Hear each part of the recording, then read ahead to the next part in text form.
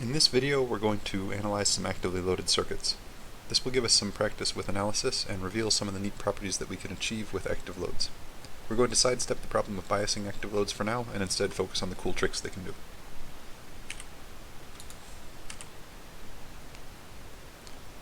We'll start by returning to a classic, the common emitter, and modifying it to use an active load. A schematic showing an actively loaded common emitter is on the left. I'd like you to pause the video, then draw a small signal model of this amplifier and find its AV and R out.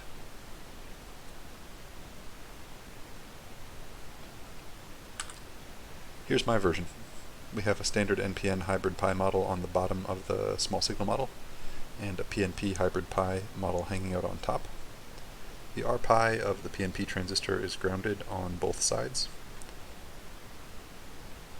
so the GM generator of the PNP transistor is shut off because VBEP is guaranteed to be 0.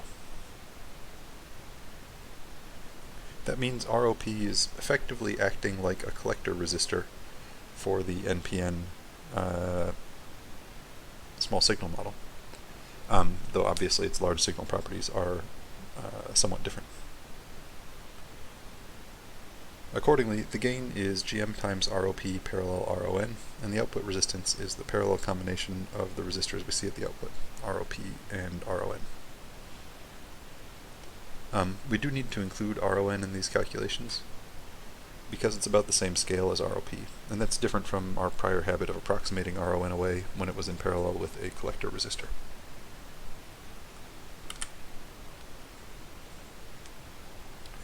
That was cool, but I wonder if we can push our gain further. Let's imagine that we used an active load on a Cascode instead of on a common emitter. Pause the video, draw a small signal model of this circuit, and make an estimate of its output resistance and gain.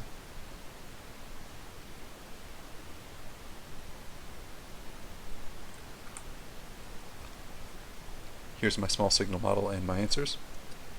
I reached these answers using Cascode formulas that I had memorized, so I'm not going to go through the derivation step by step.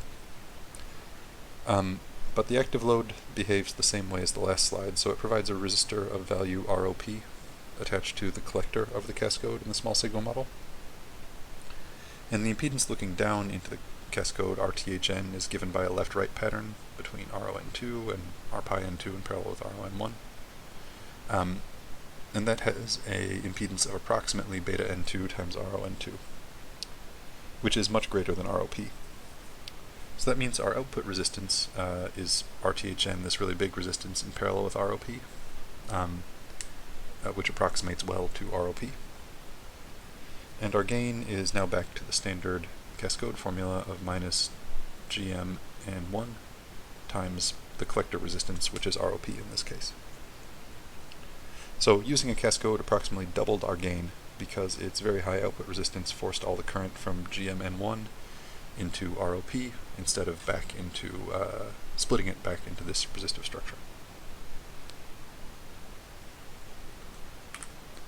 Finally, let's go crazy and imagine a Cascode loaded Cascode.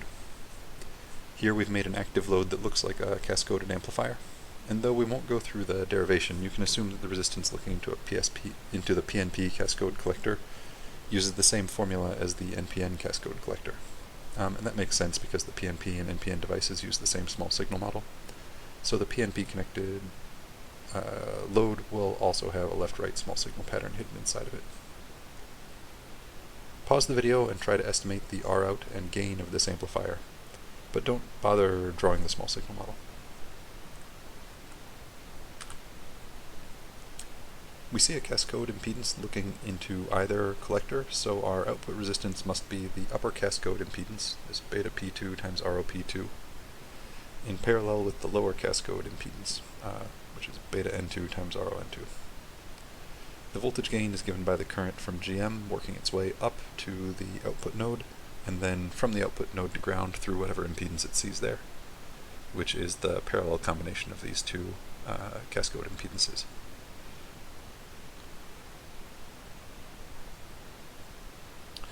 If we make the rather inaccurate assumption that all the betas and ROs are the same, this gives us a formula we can use to kind of start getting an order of magnitude for how much gain we can get out of this structure, which is beta GMRO over 2.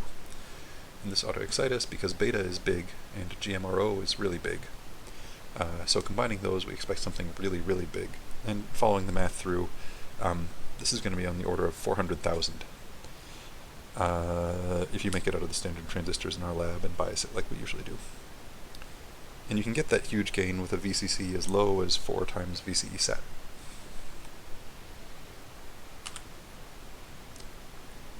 So in summary, we analyze active loads by drawing small signal models for all transistors, including PNPs. Active loads will usually result in the output resistances or small signal patterns that live in the place where collector resistors used to reside in our circuits.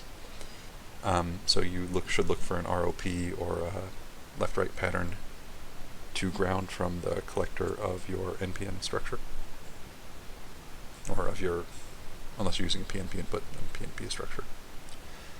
And the very high impedance of Cascodes lets us achieve high voltage gains. Though we didn't note this, but it turns out that using them is hard because of the comparably high R out that comes with the high voltage gain.